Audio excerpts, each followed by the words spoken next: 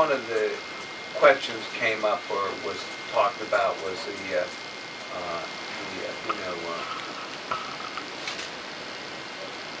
I want to sort of get this right, the training of these people and or their actual legal abilities to take actions. And I see, when you read transport, that's one thing, but when I read mental hygiene, patient security, and I read courthouse security, and I read transportation of juveniles, I ask myself as a lawyer, what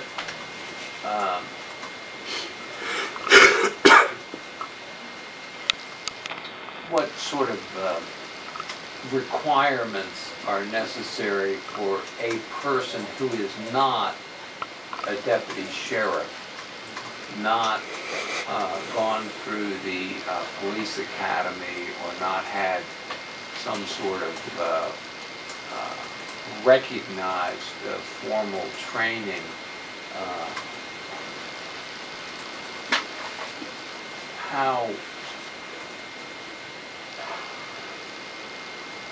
How are you as the sheriff comfortable that the transportation of a juvenile or the dealing of a person who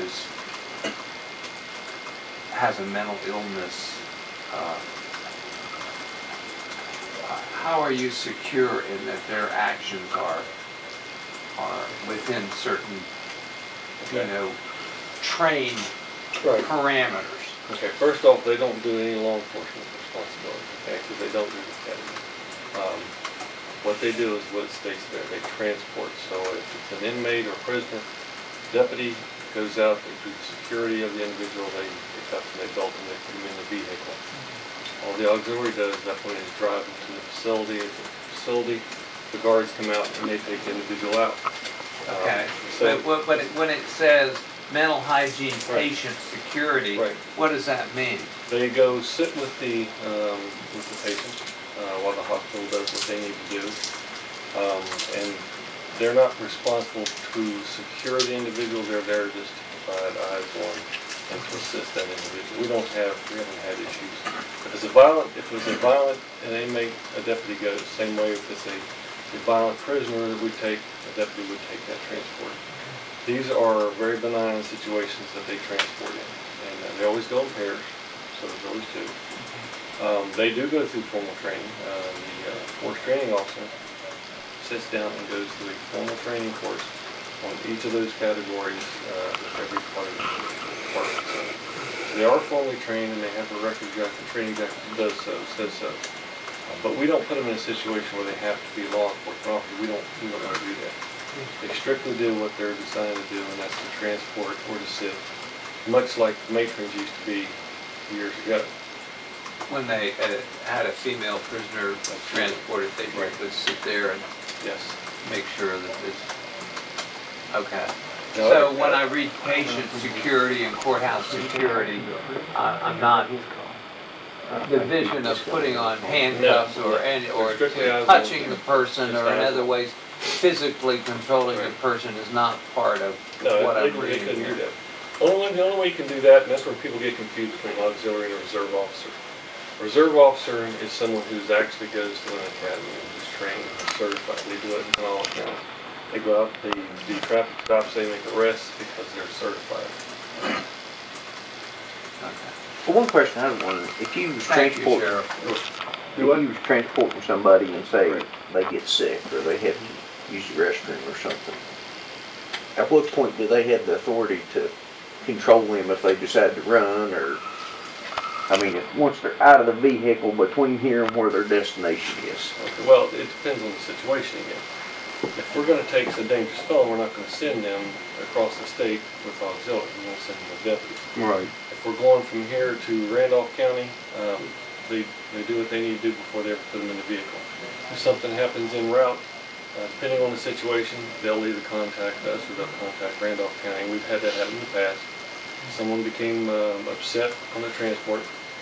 They radioed 911. They contacted a Randolph County Sheriff deputy. He met them en route, took care of the situation, and transported the rest of the way. There are no way to get involved with any physical issues with inmates. Mike, you I had just a got question? one question.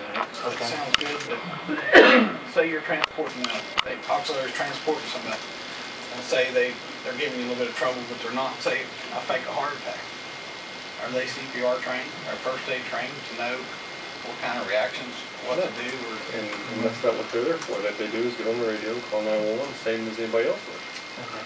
But I'm not saying rude, I just think they ought to have CPR. Well, I guess if they're not allowed to have physical interaction with the person they're taking, then their responsibility, Mike, I think it would, just the sheriff said, they'll call 911 and get help there as quick as they can. That's the purpose of transport. Otherwise, I think they're crossing a boundary which is legally nebulous. I'd like to know how you're going to pay these guys. The law does not permit auxes to be paid. It's a volunteer thing. It's a volunteer thing, but it's no different than when the county for 25 years paid matrons, okay? So Okay. it's the same thing.